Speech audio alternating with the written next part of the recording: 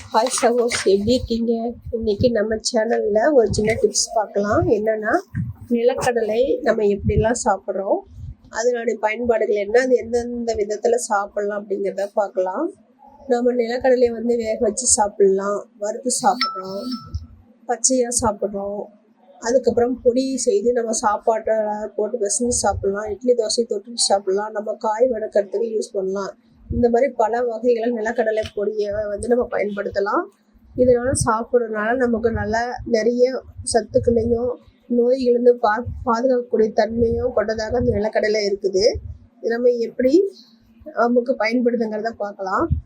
இந்த நிலக்கடலை நம்ம சாப்பிட்றதுனால நம்மளால எடையே வெயிட்டு குறைக்கிறதுக்கு பயன்படுத்துது.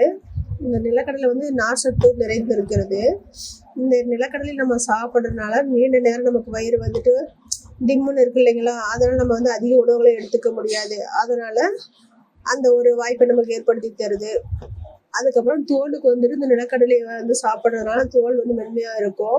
அதே மாதிரி நம்ம கை காலில் புண்ணு இருந்தாலும் இந்த நிலக்கடலை சாப்பிட்றதுனால அதில் குணப்படுத்தக்கூடிய தன்மை கொண்டதாக நிலக்கடலை இருக்குது. அப்புறம் இதயத்திற்கு நம்ம இதயத்தில் ஏற்படுகின்ற கொழுப்புகளை குறைக்கிறதுக்கும் அதுக்குள்ள வைட்டமின் இ இருப்பதன் காரணமாக பயன்படுது. இதய நோய் போன்ற அபாயத்திலிருந்து நம்ம குறைக்கிறதுக்கு இந்த நிலக்கடலை பயன்படுது. மன ஆரோக்கியத்துக்கு இந்த வேர்க்கடலை தொடர்ந்து சாப்பிட்டோம்னா அதற்கு அதிக அளவு ஆக்சிஜனேற்றம் மற்றும் வைட்டமின்கள் கலவைகளின் காரணமாக மன அழுத்தம், பதட்டம் ஆகியவற்றின் குறைப்பதற்கு இது தொடர்புடையதாக இருக்குது. இது பித்தப்பையில் உள்ள கற்களை அகற்றுவதற்கும் அதிகரிக்காமல் இருப்பதற்கும் தடுப்பதற்கும் இது இந்த நிலக்கடலை சாப்பிட்றதுனால நமக்கு யூஸ்ஃபுல்லாக இருக்குது. அதே மாதிரி நம்மளுடைய நிலக்கடலை சாப்பிட்றதுனால நம்ம புற்றுநோய் வராமல் அதை நம்மளை பாதுகாத்து கொள்ளலாம். இந்த மாதிரி பல வகைகளை நிலக்கடலை நமக்கு பயன்படுது.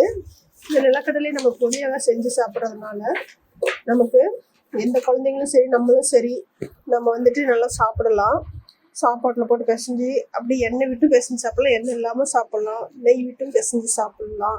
நல்லா டேஸ்ட்டாகவும் நல்லாவும் இருக்கும். இதுக்கு நம்ம பொடி செய்கிறதுக்கு நிலக்கடலை, வரமிளகா, கொத்தமல்லி, கருவேப்பிலை, சீரக மிளகு இதெல்லாம் வறுத்து நம்ம தூள் பண்ணிவிட்டு இந்த பொடி செஞ்சு பார்த்து உங்களுக்கு பிடிச்சிருந்தா லைக்